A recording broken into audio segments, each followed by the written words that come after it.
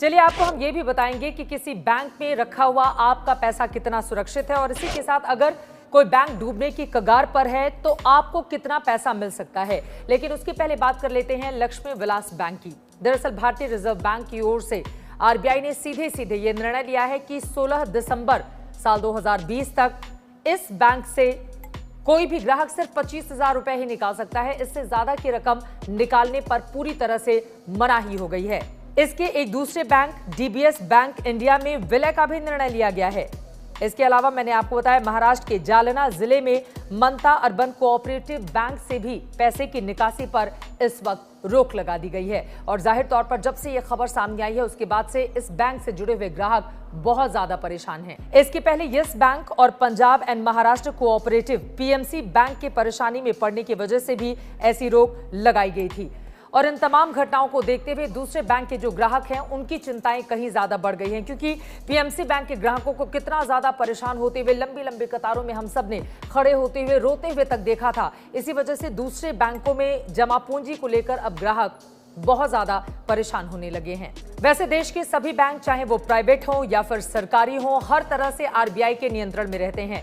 इसके साथ ही आपको ये भी बताते चले कि केंद्र सरकार ने सहकारी बैंकों को भी अब रिजर्व बैंक के नियंत्रण के दायरे में ला दिया है। इस तरह सभी कमर्शियल बैंकों जैसे पब्लिक सेक्टर के बैंक, छोटे वित्तीय बैंक, क्षेत्रीय ग्रामीण बैंक सभी के लिए नियम कायदे समान हैं। उन पर कई तरह के अंकुश लगाए गए हैं। जैसे अभी तक की दरों के लिहाज से देखें तो हर बैंक को अपनी पूरी जमा का 3% नकद आरक्षी अनुपात सीआरआर और 18% वैधानिक तरलता अनुपात एसएलआर के रूप में रिजर्व बैंक के पास रखना पड़ता है। यानी कि वो पूरी जमा रकम जो है वो उसको लोन के तौर पर नहीं दे सकते हैं।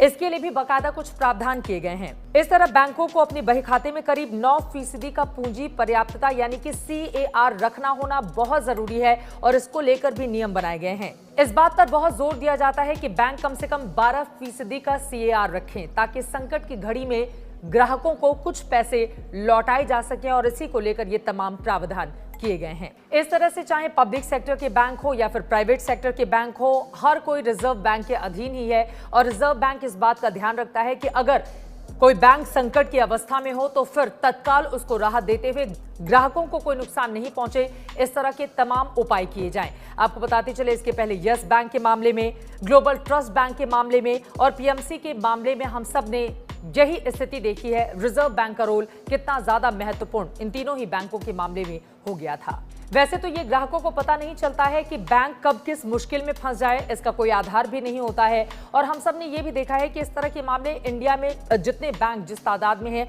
उसके हिसाब से कम देखने को मिलते हैं। लेकिन अगर कभी मुश्किल की घड़ी आई भी है तो आरबीआई उस हालात को संभालने में सक्षम है और हालात को संभालते हुए भी हमें नजर आया है। ऐसे में आपको क्या ध्यान रखना है कि जिस भी बैंक का एनपीए बहुत ज्यादा है और पूंजी की पर्याप्तता नहीं है, ऐसे में आप उन बैंकों में पैसा जमा करने से बच सकते हैं। इसके अलावा आप मोटी रकम एक ही बैंक में डालने के बजाय आप थोड़े थोड़े हिस्सों में बांटकर उसको 2-3 बैंकों में भी जमा करेंगे तो आपकी पूंजी सेफ रहेगी। वैसे किसी बैंक के विफल होने पर अब इसका बीमा कवर 5 लाख का है। हालांकि पहले यह सिर्फ 1 लाख रुपए का ही हुआ करता था, लेकिन इसी साल फरवरी में मोदी सरकार की ओर से बड़ा फैसला लेते हुए अब जमा पूंजी को 5 लाख रुपए तक कर दिया गया है, यानी कि बीमा कवर 5 लाख रुपए का हो गया है। वित्त मंत्री निर्मला सीतारमण ने इस साल का बजट पेश करते हुए ये 5 लाख का प्रावधान किया। वैसे बैंक में आपके पैसे जितने भी जमा हो, लेकिन संकट की स्थिति में आपको 5 लाख रुपए ही मिलेंगे। इसकी व्यवस्था सरकार की ओर से की गई है और इसकी गारंटी भी सरकार ही देगी। अगर आपकी जमा रकम 5 लाख से कम है तो आपको अपनी पूरी जमा राशि वापस मिल जाएगी। ये गारंटी या बीमा कवर भारतीय रिजर्व बैंक की पूर्ण स्वामित्व वाली इकाई जमा बीमा एवं ऋण गारंटी निगम DICGC प्रदान करती है। तो कुल मिलाकर आप समझ पाएंगे 2-3 महत्वपूर्ण बातें जो निकलकर सामने आई हैं। एक ये कि बड़ी रकम आप किसी एक ही बैंक में जमा नहीं करें। दूसरी महत्वपूर्ण बात ये कि अगर बैंक संकट की स्थिति में है तो 5 लाख रुपए बीमा कवर आपको मिल जाता है। हालांकि आपकी रकम अगर इससे ज्यादा है तो भी आपको सिर्फ 5 लाख रुपए ही मिलेंगे। और तीसरी महत्वपूर्ण बात यह कि जब भी बैंकों में आप पैसा जमा करने के लिए जाते हैं तो सबसे पहले उसके एनपीए के बारे में विस्तार से जानकारी ले लें कि कहीं आप पैसा लगा तो रहे हैं और आपका पैसा संकट में तो नहीं फंस जाएगा।